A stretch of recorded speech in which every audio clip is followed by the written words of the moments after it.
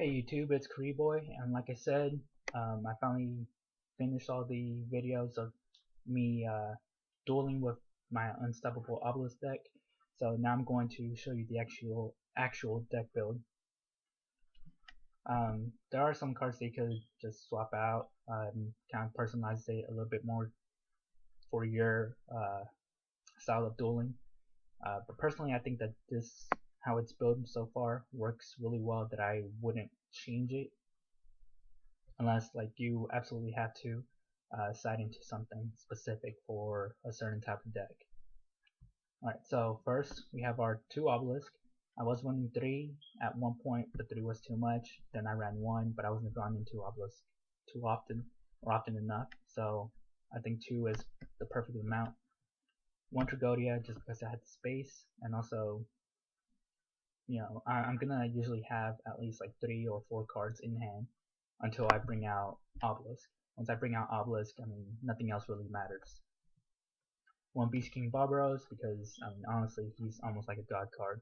If you're able to tribute 3 monsters in order to summon him, he pretty much destroys, well, he does destroy all cards on your opponent's side of the field.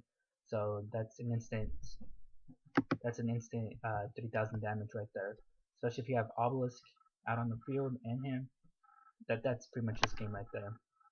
1 Light and Darkness Dragon, just because sometimes you will need to stop certain card effects, especially if you're going up against like burn decks, things like that. You're gonna need something to stop all of those effects from doing so much damage to you before you're able to do damage to your opponent. 1 Plasma, just in case you're going up against like Fire Fist or things like that. You want some sort of card to help protect against monster effects. Veiler does help, but honestly I think Plasma is a much better choice. 1 Gorge just because you're not going to be running a lot of back row. Jinzo, I decided, why not, just in case there's a deck that uses a lot of trap cards. I'm not always going to be summoning Obelisk with the effect of Hardened Armed Dragon, so Obelisk sometimes will be vulnerable to being destroyed. So Jinzo he's just added protection.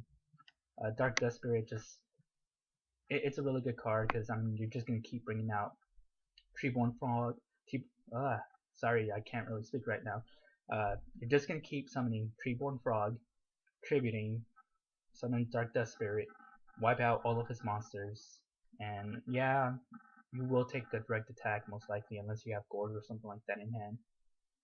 But it's a continuous Dark Hole, so it's a really good way to keep your opponent at bay and just a good way to really wipe out any huge attack monsters that your opponent might have. 1 Hardened Armed Dragon. I was running 2 at one point, but thanks to Herald of the Sacred Light, I don't care if this card goes to the graveyard or not, because I'm going to be able to get it back to my hand. 3 Swap Frogs, just to increase the number of frog monsters in the deck, and also Swap Frog is really the main card that I need in order to mill all of my frogs. 1 Morphing Jar, just in case I have a crappy hand, which does happen once in a while, so drawing into Morphing Jar does help, especially if like you have Tragodia, or if you draw into Tragodia with Morphing Jar's effect, really huge plus. 2 Raikos because they're 2 MSTs, or you can destroy 2 monsters on the field, and at the same time you're able to mill 3 cards. And I mean, again, if you mill Obelisk or Hardened Armed Dragon, you can still get it back to your hand. If you mill Frogs, well, I mean, that's where you want the Frogs to be. You want them to be in the graveyard. So Raiko really doesn't affect you too much. And it's a level 2, so you're able to go into all of your rank 2 exceeds. 3 Rolling Totems. I was running 2 at one point, but honestly I came across situations where I needed that third one so many times that I just decided to add the third one in. 3 Dupe Frogs, just because I'm able to go into a lock. It's 2000 defense. I'm able to search out a frog, and it's just another frog target as well. 3 Treeborns. Here you could take out 1 Treeborn Frog. I think having 3 is good just for those just in case moments where your opponent might banish 1 or 2 of them. and if you only had 2 in your entire deck, then I mean you're pretty much screwed because Reborn is really important in this deck. Also, if you have all 3 of them in your graveyard, then I mean you could banish one of them to summon Rodent Totem. 3 Battle Faders just blocks those direct attacks. Double creature swap. I was running 3, but 3 is a little bit too cloggy. Same thing with double summon. 1 was too little, 3 was too much, 2 works perfectly. Dark Hold, again, just another added benefit, just the same thing as Dark Dust Spirit. 2 soul changes, mainly for Plasma, Light and Darkness Dragon, Obelisk for whenever you just need Obelisk out on the field, or if you need a Dark Dust Spirit, then you got that. Double MSTs just in case. Heavy Storm's not playable right now in this format, so being able to destroy back row is a big issue for me. And triple enemy controllers, just because you're going to be able to use it so many times and in so many different ways. The extra deck, I really just added whatever I thought would be an okay combination. It was mostly just rank 2 exceeds and Slack Magicians. I added Photon Strike Founder just because there are level 6 monsters in here, and in case I use enemy controller on level 6 monsters, then I'm still able to go into it.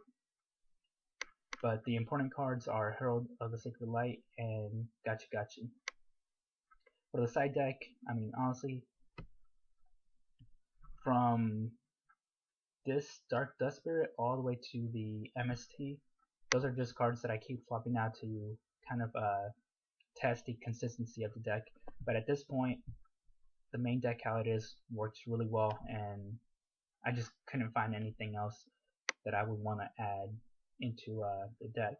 I did put the Monarchs in here just so that way I could go into a more traditional Frog deck if I wanted to.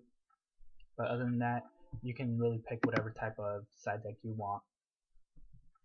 But that's pretty much it. That's the whole deck. It's nothing too complicated. Let me know what you guys think about the deck. If you use it, let me know how it goes. And just leave your feedback. Thanks for watching, and I'll see you next time.